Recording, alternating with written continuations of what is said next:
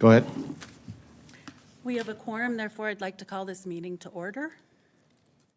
Good afternoon. Today is Tuesday, May 6, 2025. It is currently 1:04 p.m., and the regular meeting for the El Paso County Civil Service Commission is now in session. Is there anyone in the public wishing to make a comment? Yes, we have Ms. Natalia Chaparro with Human Resources. Okay. Good afternoon, Madam Chair and Commissioners. Natalia Chaparro with Human Resources. If you recall, during the last meeting, we shared that we were looking for an HR generalist intermediate position to fill the role of the Civil Service Secretary. And in the interim, Yulisa Rubio was going to act as the Civil Service Secretary. Well, we finalized the recruitment, and I'm happy to report that Yulisa Rubio has been promoted into this role, and she will serve as your official Civil Service Secretary. So I wanted just to make sure that you all were aware of that promotion of Ms. Yulisa Rubio. Thank you and congratulations. Congratulations, too. Thank you. Yulisa, can we move to consent agenda item number 1? Consent agenda, item number 1, approve the minutes of the Civil Service Commission regular meeting of February 4th, 2025. I so move. I second. Commissioner Farran? Yes. Commissioner Silva? Yes. Chair Volz? Aye. Motion carries. We can move to regular agenda item number 2. Regular agenda item number 2, discuss and take appropriate action to approve the revised policies as presented by the El Paso County Information Technology Department. Policy A, acceptable use of technology. B, technology acquisition. C, prohibited technologies. D, personal devices. E, artificial intelligence. And we have Mr. Art Nevares with Information Technology Department here. Good afternoon, Madam Chair and Commissioners. My name is Art Nevares. I'm the Director of IT for the Information Technology Department. I have with me Karina Campos. She's my Deputy Director, and she's here to assist me with maybe some of the details of the policies that we're going to go over at the moment. It's my first time addressing the Civil Service Commission, so I'm excited to do so, and I hope that the information that I'm going to present is also exciting for you. Technology is not something that everybody wants to hear a lot about, but if you do have questions, then I'd encourage them. The policies that I have in front of me here are really 5 parts, and I'm going to take them one at a time. I don't know if we need to vote one at a time, or can we vote for all 5? Is there a process? Yeah, can we vote on all 5? Yes, Eve Ugues Rodriguez, Assistant County Attorney. So assuming the commission is satisfied and ready to approve all of the policies, then yes, one motion would be sufficient. But if there's any changes or anything specifically to any one of the policies, then it would be separate motions. I'll begin with policy number 1, which is actually, I think, the more straightforward one, and that's the technology acquisition policy. And this is a policy that looks to augment other procedures with procurement that are already a part of the county procurement process, things such as the purchasing department policies, budget policies, the auditor, legal, and whatnot. But when it's specifically dealing with technology, what we're looking to do is provide guidance and rules in the manner that people procure that technology, mostly for the sake of making sure that the technology that they're buying is compatible, that there aren't any cybersecurity risks, that we can leverage other technology that the county already invests upon. So whenever somebody's going to procure something, there's a form that they would fill out as in accordance with the policy, and then it gets reviewed by different sections and disciplines within IT to make sure that they meet those standards. This is really, again, more straightforward, but I'm happy to answer any questions that you might have with respect to that specific policy. I was going to say, I've been on the commission for a while. I don't think we've met IT, so it's nice to see you guys and see what you're doing. I didn't have any, I reviewed it. I didn't have any questions. Neither do I. I'm okay also. Okay. I'll move on to the last 4, which I believe are a little bit more interesting. We delve into some specifics about technology. But the next one is the acceptable use of technology. And this is actually a policy that's widely used and a standard use in organizations to really provide that practice of how the people that use the technology should adhere to rules, again, to make sure that people use things like their password, that they identify themselves properly and authenticate their use, what to do in the event that technology is lost, stolen, or damaged, what to do in the sense of if you're traveling, for example, and cybersecurity measures you should take to protect and encrypt that information, making sure that the use of that technology specifically for official use. And there's a number of different clauses within there, and I'm glad to answer any one that might have drawn attention. But I think most importantly, and the reason I think maybe we would be interested here is what happens in the event that those technology procedures are not followed. And the approach that we take and from a guidance that we receive from legal and also from other departments is the best thing to do is at that point take those findings, provide them for elected officials or department heads, and then let them use corrective measures depending on how severe they find that violation to be. I thought it was well-written, and I did not have any questions on it. Neither do I. I have one question. Overall, as people use the technology, when something happens that's not within the guidelines, do you pick that up real time, or do you pick it up during an audit, or how's that work? One of the parts of the policy does denote that there is constant monitoring of the activities that are being performed here at the county. Even though that constant monitoring is occurring, it doesn't mean that somebody is looking for specific violations. So usually it's as a result of an elected official asking us to look at a bit more closely at somebody's actions. Something more obvious where we saw something that might potentially be a cybersecurity risk, and those activities are alerts that we have monitoring out there. But it really, I think the most important thing to take away is that the actions that we perform on the technology that we use for the sake of the county, it is not, nobody should assume that it is private and only for their use. That belongs to the county. And even though we allow for some personal use of our devices, to look up email, for example, or maybe something, those are within the confines of whatever department and elected officials decide to do. But it really is just, it's a lot of information that we collect, and if need be, we can then look a little bit more closely to see if there is a violation. I don't see a world where we are actively monitoring to the effect that if something occurs real time, that we would be able to address it on the spot. Okay. Yeah, I just wondered, for example, somebody's going to try to get to a site they shouldn't be on, an adult site. You can't pick it up real time. It has to be like in an audit afterwards, right?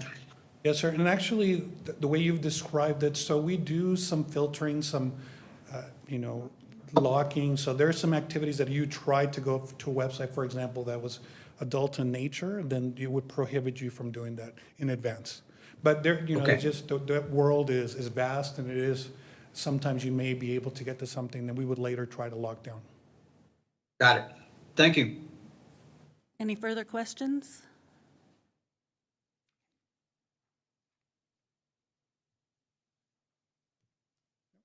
Move on to my next policy. That is actually, we're talking about here prohibited technologies. And this policy really is the result of I think what we saw with TikTok. And it's not that it's uncommon, it's actually something that organizations do need to limit what people do within their technology. But the TikTok is really what brought it to the forefront with the Texas Association of Counties and Direct DIR. Information Resources. The Department of Information Resources for Texas and the banning of that use of software. There was standard policies that were provided in language that we templatized and then augmented. But really, that's where, through DIR, we're able to look at what they've deemed as prohibited, such as TikTok. There's a number of other activities that are usually from originating from other countries that might be a potential risk. Those get limited, and we don't allow you to go to them. But then the county also is on the lookout for any technologies lately with some of the artificial intelligence that is coming from countries in China for example, where there needs to be more caution, that we may prohibit those just to protect the county and make sure the exposure is not something that anybody can take advantage of. I didn't have any questions. Neither do I. I'm okay also. Right.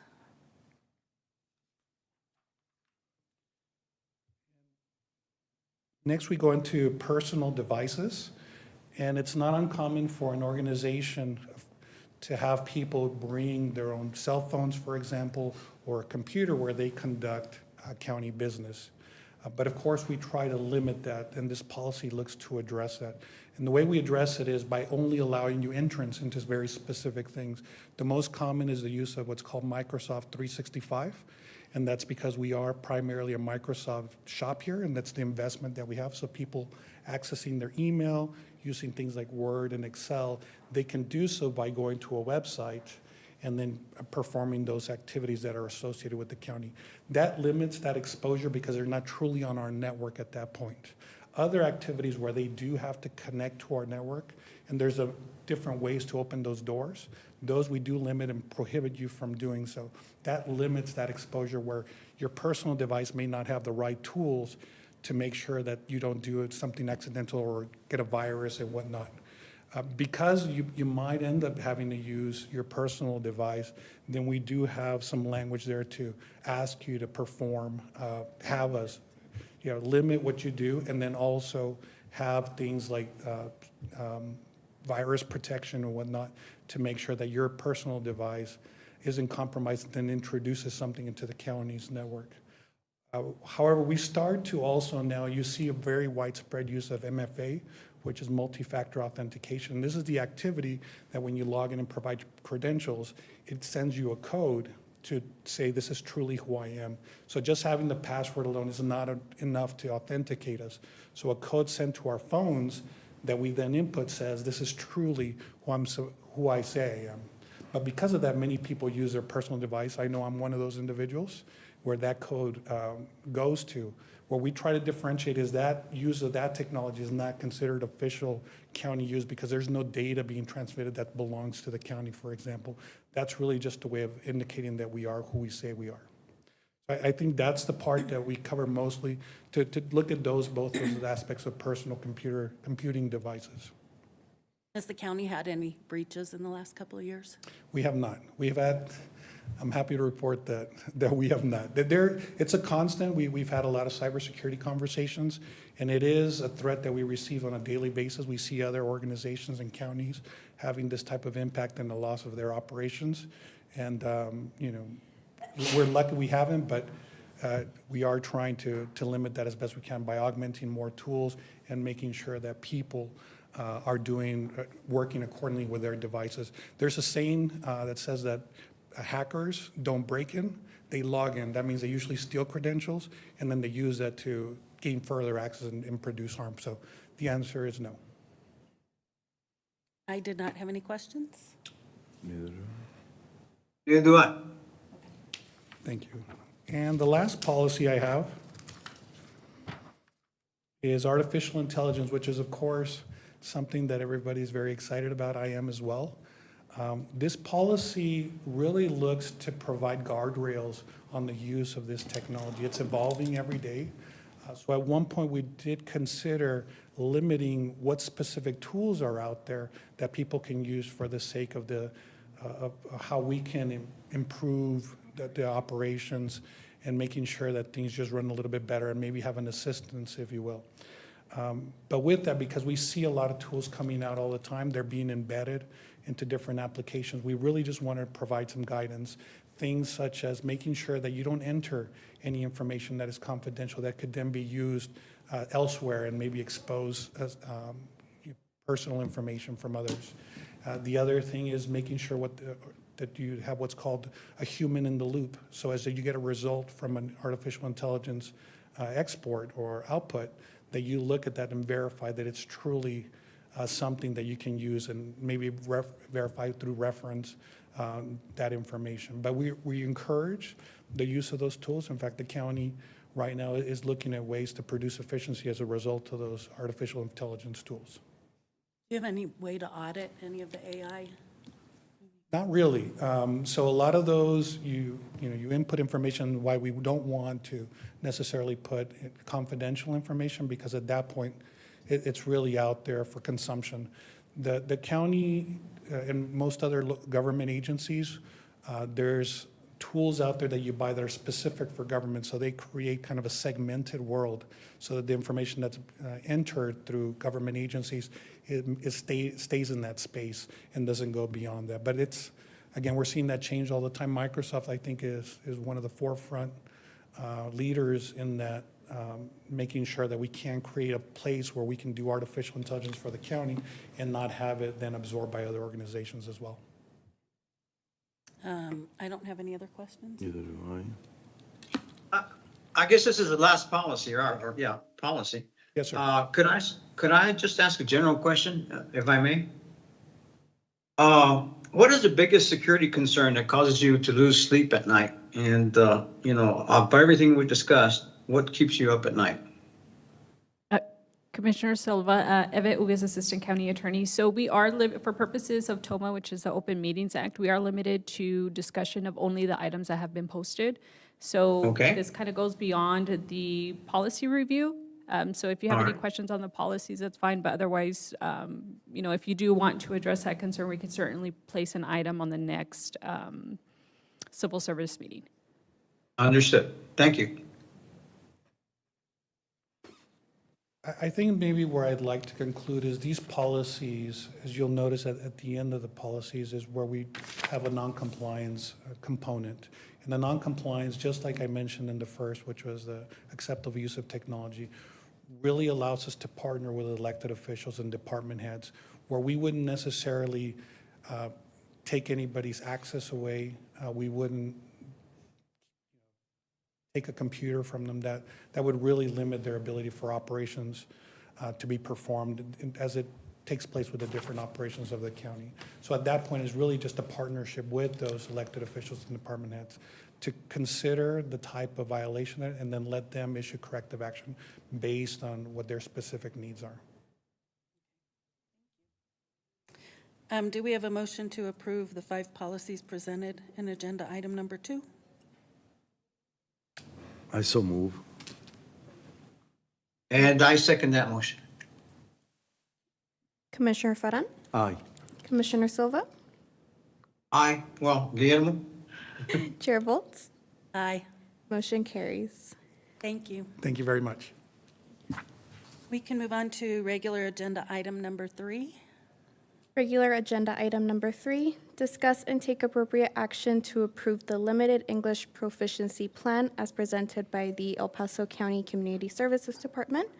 And for this, we have Mr. Ernesto Hernandez and Ms. Lori Gonzalez Flores presenting. Good afternoon. Good afternoon. Good afternoon, Commission. Ernie Hernandez, Senior Manager for the Community Services Department. With me today is Lori Gonzalez Flores, who will provide an overview of the LEP plan. And I'll pass it over to Lori, but we're here to answer any questions you may have. I wasn't where the county had an LEP plan, so I learned something new. It does now. Yeah. Hi, Commissioners.